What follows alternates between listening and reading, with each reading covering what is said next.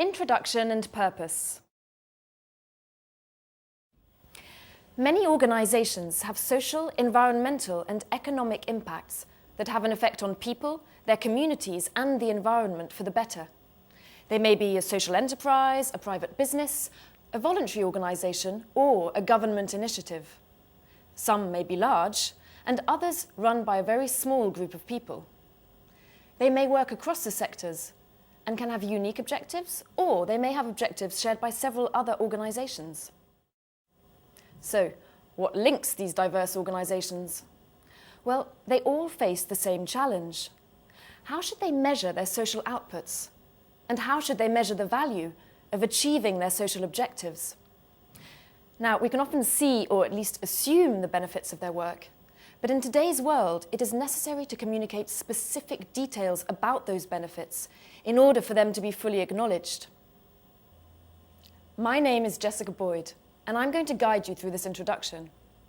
We'll be looking at measuring social outputs and valuing social outcomes in monetary terms.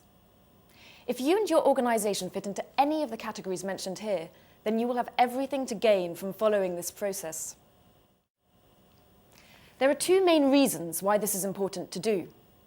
Firstly, you can use the information to look forward and plan your business and its objectives, or to look back and evaluate.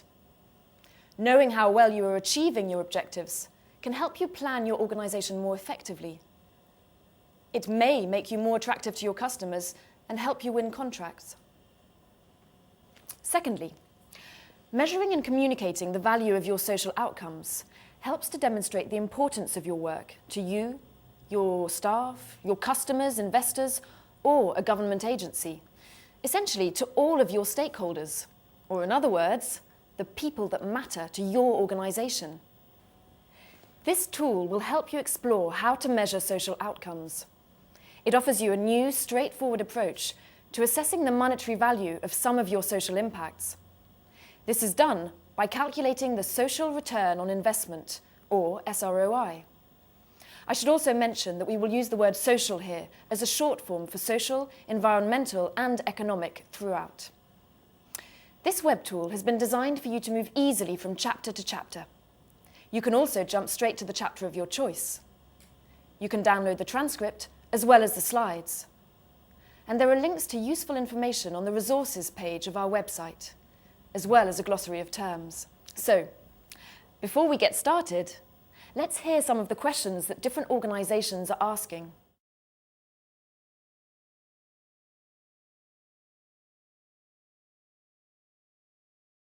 Ask the right questions. We change people's lives for the better.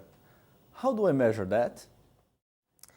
There are many different groups of people involved in or interested in some way in my organisation. All these stakeholders seem to want different things. How do I prioritise them? I want to bid for work on a new social housing project. They've asked about social benefits that are a part of working with my company. What's the right answer? They say that what gets measured gets valued. But how do I value a new skill, access to employment, or crime reduction? If someone asked you about the value of your car or a pair of jeans, you would be able to tell them. When accountants assess a business's financial statements, they calculate its value in terms of sales or outputs versus cost of goods and overheads. But if you produce a social output, how do you measure that value and calculate its worth? Well, many organisations are asking that same question. Some have investors interested in what will be achieved with their financial input. Some have customers choosing to buy products because of their social impact, like Fairtrade coffee. Some just want to be bolder about the positive role they're playing in society in order to expand their programs and increase their impact further. The reality is, there are many reasons to measure your social outputs, and there is no one way or right answer. The key is to measure what best reflects the interests of your business and the interests of your stakeholders. Before we look at how we should go about measuring social outcomes, we're going to look at the basic 4 elements needed for this process.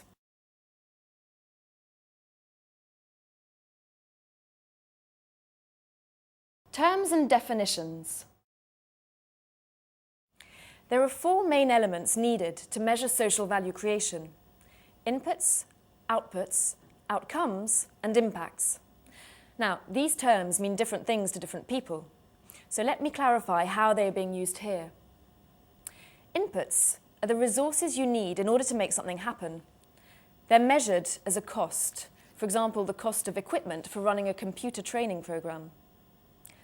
Outputs are the direct result of your business objective or program goal. So, for example, 25 people learned new computer skills as a result of your training program. An outcome is a change that has occurred over the longer term. So, for example, the number of people that started work and improved their personal circumstances as a result of the training program. This outcome can be measured in their own terms. For example, the value of their increased income. It could be measured from the perspective of a different stakeholder, like the government. In this case, the value of the outcome would also include increased taxes paid or reduced support payments by the state. Now, if you adjust the outcome to take into account what would have happened anyway, you identify the impacts. So perhaps 2 of 20 programmers would have found jobs on their own. That means that the impact of the training program should be calculated based on the other 18 that started work. As the following real-life case studies will illustrate, all of these terms will become meaningful to you only in relation to your business objectives and to the objectives of your different stakeholders. What gets measured gets valued. The first thing that needs to be decided in any organisation is what outputs do we measure? Well, I'm joined by Gavin Sinclair from Ocean, an independent music venue in Hackney, East London. He's going to tell us about their experience. Hi, Gavin. Could you start by telling us a bit about Ocean? Well, Ocean is a state-of-the-art music venue with the vision of contributing to Hackney's regeneration through music. So you could say that you're helping to improve Hackney as a place to live and work. That's a pretty big goal. That's right. But we believe that creating a vibrant music scene, one that the local community can participate in, will help regenerate that community. Getting young people involved is particularly important. So how do you go about doing this? Ocean brings in musicians who otherwise wouldn't be seen or heard live. Giving them the opportunity to perform helps them to be noticed. We also work with other community groups who want music to be a part of their programs. Ocean also runs Rising Tide, which is our education program, with a more focused target group. Most of the students on Rising Tide programs are aged between 16 and 22. I see. So what outputs do you actually measure? Well, our outputs are the participation rates, or you could say the number of people attending commercial music events, or the number of local artists performing at Ocean, or the number of students participating on Rising Tide programs. That seems clear.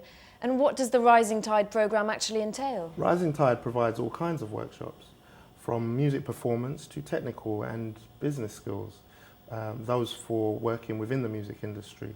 For example, we deliver DJ courses, vocal and instrumental training, and studio or sound production courses. In the short term, people gain these specific skills, but in the longer term, they become more educated and ultimately more employable, and some actually get new jobs because of this process. That sounds great. And have you always measured the direct outputs of Ocean's work? 2/3 of our operating revenue is from ticket sales. The remainder comes from funders who believe that music can help regenerate Hackney. Some of our funders are interested in our artistic program. Others are interested in our education or in future skills for employment. So how do you prove to them that you're achieving your objectives? We track outputs such as participation or qualifications obtained on our courses. We track Rising Tide students who are on accredited courses more closely, because this helps us to assess whether or not our courses are meeting their needs. So we can understand your outputs as the participation rates across the different aspects of Ocean's work. But what about outcomes? How would you define those for us? We're just starting to measure our outcomes, such as the value of Rising Tide to our students' long-term education, and the value to society in relation to a reduction in crime. Many of our students are referred to us by local youth offending teams, and usually in relation to antisocial behaviour. Our students get really engaged on our courses, so we can usually tell whose behaviour changes and improves throughout the process. The police will tell you that criminal activity reduces when young people are involved in activities such as Rising Tide. So we can see it makes a real impact on the local community. Now, how far would you say that measuring your outputs and outcomes helps you to prove that you are achieving your objectives? We've realised that the stories we tell are more clearly understood when they're supported by figures. We can't count everything, but counting what we can makes the information more tangible to our stakeholders. Well, that was really interesting. Thank you very much, Gabin. So, in Ocean's example, we've learnt that their outputs are the numbers of participants involved in the different programmes. They've started to measure outcomes such as long-term education and reduced crime in the area, and we'll be looking at how we can value these social outcomes a little bit later. But first, we're going to explore the importance of deciding which outputs and outcomes to measure from the viewpoint of your different stakeholders.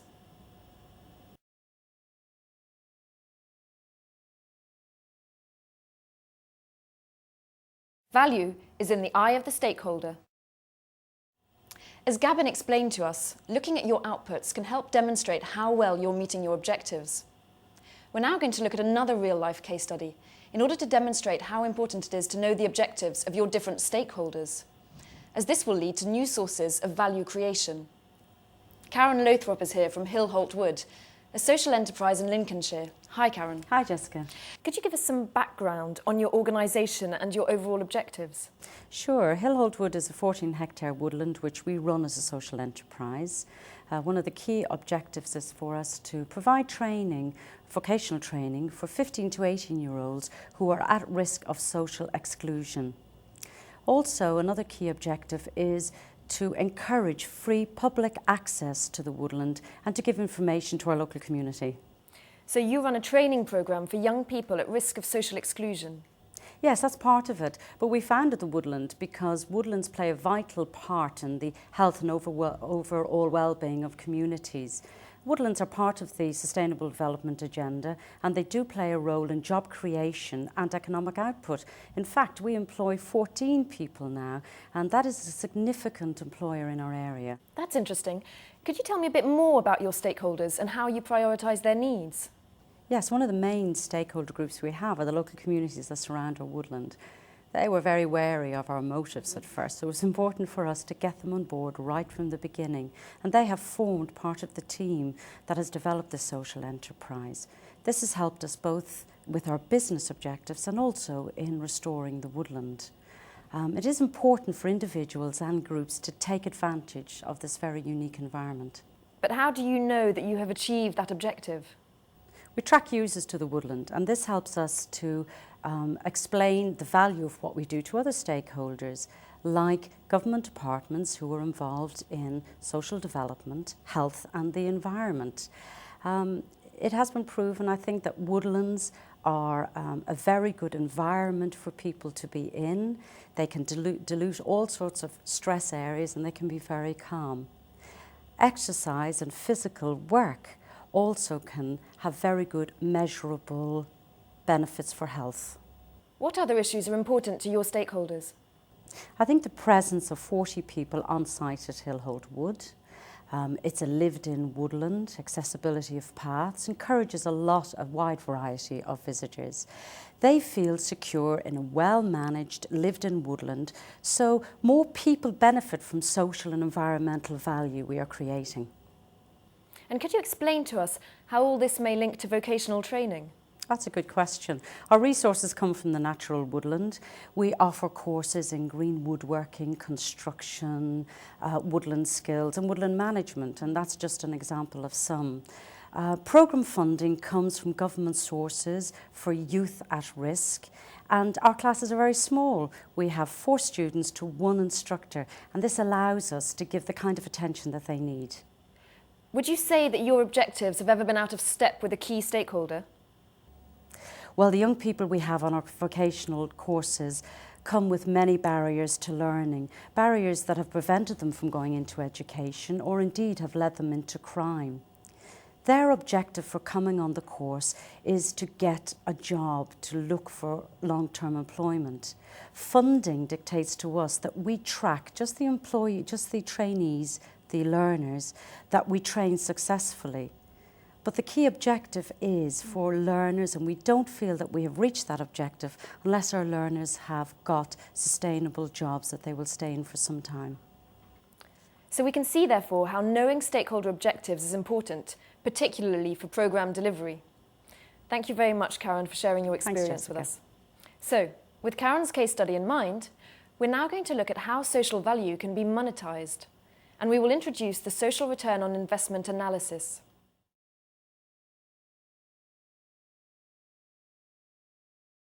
Social return on investment. We've looked at measuring outputs and identifying outcomes in relation to the objectives of different stakeholders. We're now going to look at monetising the value of social impacts. I'm going to hand over now to Jeremy Nichols from the New Economics Foundation and to Stephanie Robertson, and they will introduce social return on investment. Hi. Hi. Hello. So, Stephanie, what does SROI mean? Many people will be familiar with the return on investment, ROI, as a way of estimating financial value creation. Generally speaking, if you invest £1 in a project and more than £1 is returned within a reasonable time frame, that project is probably worth further consideration. Investors in organizations that create social value are thinking the same way. They might be a philanthropist, a venture capitalist, they could represent a foundation or perhaps a government department. There's many, many different profiles. Social return on investment, SROI, is a way to monetize the value of the social impact in financial terms.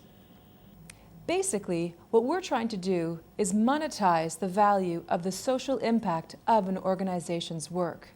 Then we're going to compare that social value to the cost of making that project happen.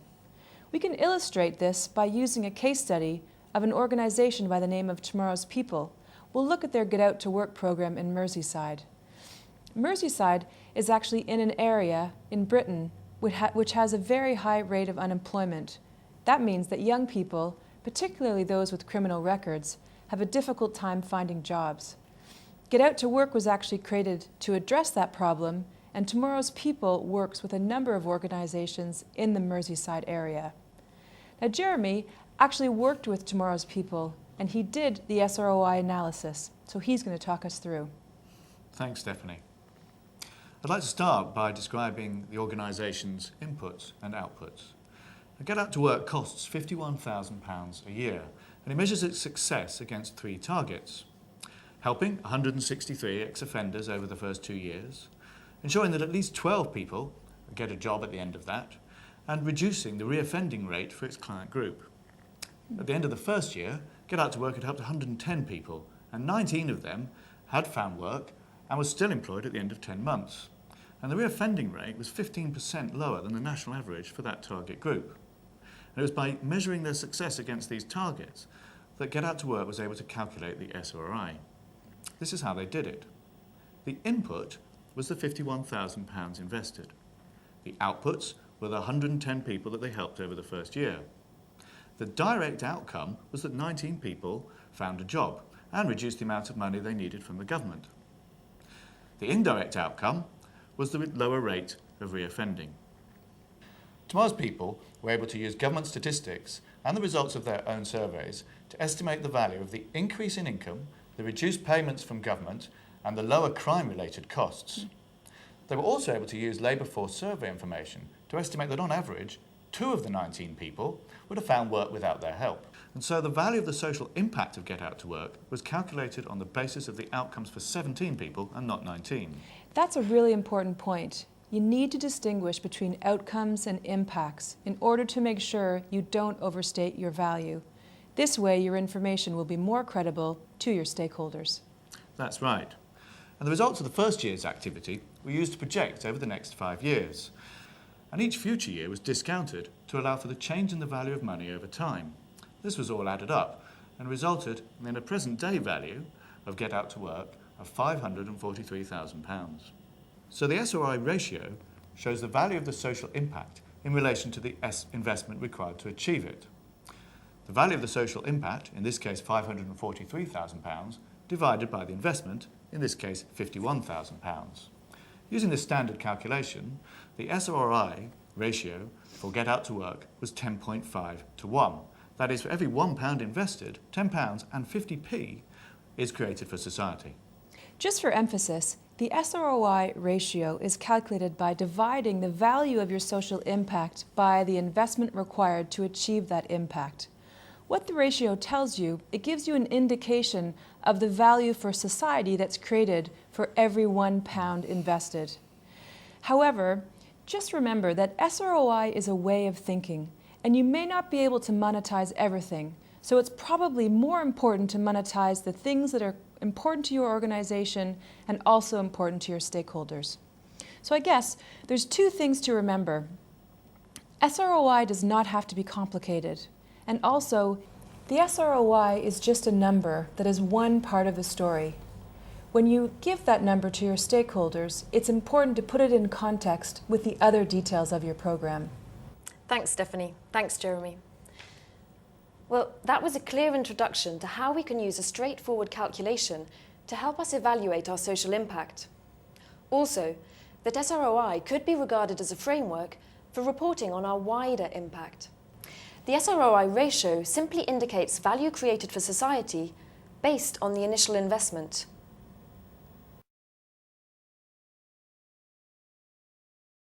The essentials and further resources. It certainly makes sense to me. I need to decide how to measure outputs against my objective, so that I can monitor how well I'm achieving it. I see. By understanding my stakeholders' needs, I can try and meet them through my organization's objectives. By putting myself in my stakeholders' shoes, I can find new sources of value creation. This is really interesting. I'm going to include it in my next tender, as it may help me win the contract. Many organizations, from social enterprises and charities to government departments and investors, are looking at ways to measure social outputs, outcomes, and impacts.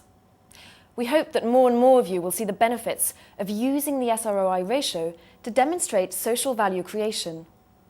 Now, not everything can be monetized, but the things that can really help to illustrate the importance of the work being done and the value flowing from achieving social objectives. We've gone through the basic steps in this introduction. Firstly, set your objectives and identify what outputs you want to measure. Then think about your outcomes and decide which of these can be monetized. Then find the data necessary to do this. Calculate the value of your outcomes and subtract what would have happened anyway. This identifies the impacts. Finally, you can calculate your SROI based on your impact divided by the investment. Although this process does take some thought, it doesn't have to be complicated. Keeping focused on your objectives and the interests of your key stakeholders will help you to get the results that you need. We hope that you will have found this useful in developing your own measurement systems and planning how to communicate the results. Go to the resources section of this website and you'll find links to additional information on social impact measurement, valuing social outcome, and SROI. And remember that you can download the slides as a useful reference document. Thank you very much for watching and good luck.